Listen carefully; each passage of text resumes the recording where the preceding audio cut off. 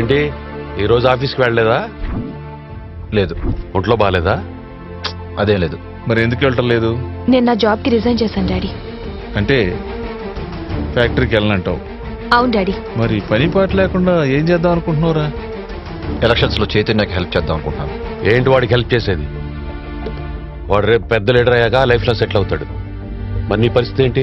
ఏమైనా పర్వాలేదు, నాకు అర్జెంటుగా 6 కోట్లు కావాలి. ఏంట్రా వేసుకునే కోట్లు అనుకున్నావా, రూపాయి నోట్లు అనుకున్నావా? ఆయన ఇక్కడ మీ తాత సంపాదించిన మూటేమీ లేదు నీకు లెక్క పెట్టి కోట్లు ఇవ్వడానికి. నేను మీ ఆయన సంపాదనలోంచి అడగట్లేదమ్మా. 300 కోట్ల కాంట్రాక్ట్ రావడానికి కారణం నేను. దాంట్లో 2% కమిషన్ క్యాల్కులేట్ చేస్తే 6 కోట్లు అవుతుంది. ఆ డబ్బు ఇవ్వమంటున్నాను. ఏంట్రా తిక్కగా మాట్లాడుతున్నావు? తిక్కైనా అనుకోండి, పిచ్చైనా అనుకోండి, నేను మాత్రం రాజకీయాల్లో చైతన్యకి హెల్ప్ చేస్తాను.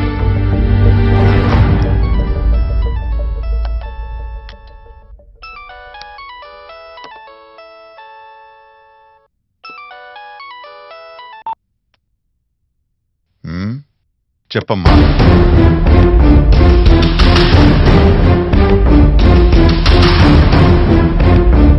తప్పకుండా వస్తాను.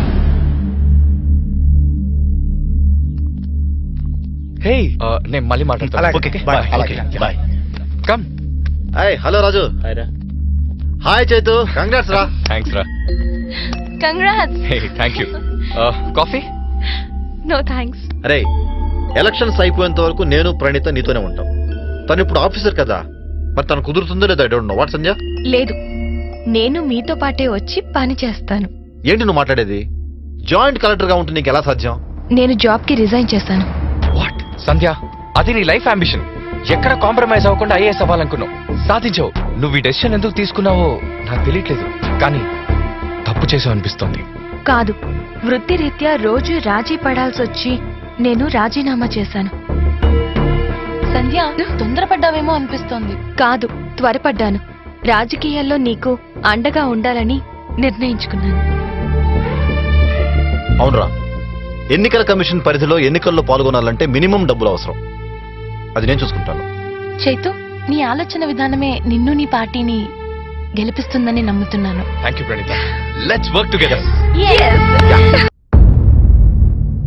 మీ గతం ఎలా గడిచిందో మీరు మర్చిపోయారు. మీ గతం మీకు పాఠాలు నేర్పలేదు.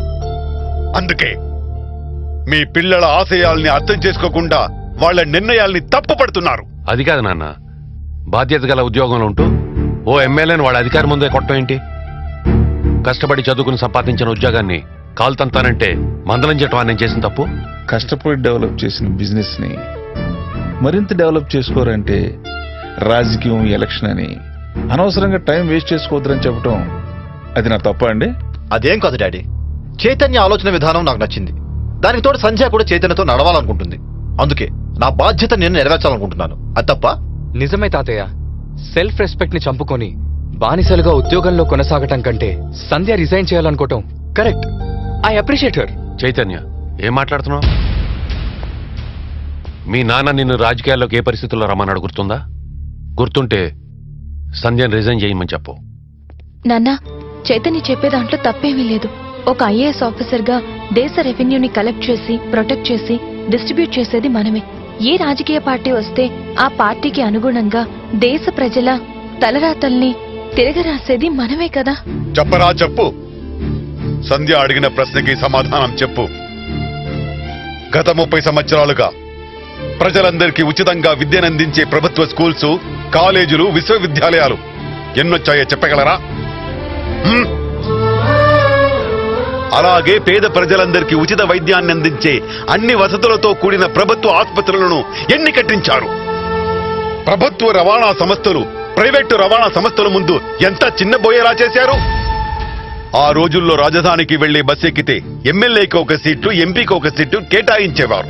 కానీ ఇప్పుడు ఎంపీ, ఎమ్మెల్యే కాదు కదా, ఒక పంచాయతీ మెంబర్ కూడా సొంత కారులో ప్రైవేట్ ఎస్కార్ట్లతో రాజధానికి వెళ్తున్నారంటే దానికి కారణం మీరే కదా. అంతెందుకు అంకుల్, ప్రైవేట్ కొరియర్ సర్వీసుల దెబ్బకి గవర్నమెంట్ పోస్ట్ ఆఫీసులు మూతపడ్డాయంటే దానికి కారణం మీరు కాదా? అదేంటని అడిగితే మీరు సూటిగా చెప్తారు, ప్రభుత్వ సంస్థలు ప్రైవేట్ సంస్థల కన్నా ఎఫిషియెంట్ గా పనిచేయట్లేదని. దానికి ఇదే నా సూటి ప్రశ్న. ఇండియన్ సివిల్ సర్వీసెస్ పాస్ అయ్యి ఐఏఎస్ గా పనిచేసే మీరే ఈ ప్రభుత్వ సంస్థలను ఎఫిషియెంట్ గా నడుపుంటే గత 30 సంవత్సరాలుగా ఎన్ని లక్షల మందికి మీరు ప్రభుత్వ ఉద్యోగాలు కల్పించేవారు? మీరు చెప్పినట్లు కొంతవరకు దీనికి మేము బాధ్యులు కావచ్చు. కానీ ఈ రాజకీయ నాయకులు, పెట్టుబడిదారులు, ప్రైవేట్ సంస్థలైన స్కూల్స్, కాలేజెస్, హాస్పిటల్స్ అన్నింటినీ వాళ్ళ చేతిలో పెట్టుకుని మమ్మల్ని కీలు బొమ్మలు ఆడిస్తున్నారు. నిజమేరా, మీరు కీలు బొమ్మలుగా మారకుండా మీ గతాన్ని గుర్తిస్తే మీ బాధ్యత తెలుస్తుంది.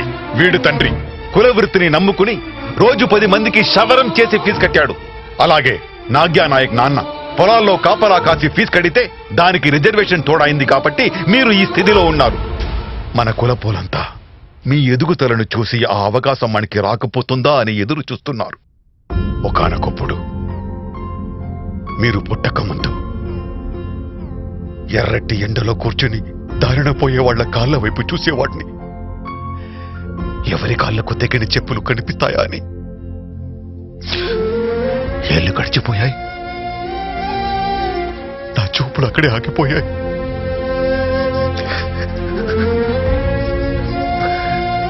ఆ రోజే నిర్ణయించుకున్నాను, నా పిల్లలు నాలా కిందకి చూడకుండా పైకి చూడాలనుకున్నాను. మిమ్మల్ని పైకి తెచ్చాను. కానీ మీరు కిందకి చూడడం మర్చిపోయారు. వీళ్ళు చూస్తున్నారు, నాలాగే ఎర్రటి ఎండలు కూర్చొని నేలను చూస్తున్న కొన్ని కోట్ల మంది వైపు బాధ్యత కల పౌరులుగా చూస్తున్నారు. వీళ్ళని చూడనివ్వండి. 15 సీట్లు మాత్రం మైనారిటీ బీసీలైన ధనబలం జనబలం లేని కులాలకు ప్రాతినిధ్యం వహించేలా చేద్దాం. అంటే ఉంది, ఈ రోజుల్లో ధనబలం జనబలం లేని కొన్ని కులాలు రాజకీయాలకు శాశ్వతంగా దూరమయ్యాయి. వాళ్ళకి మనం ప్రాముఖ్యత ఇస్తూ దగ్గర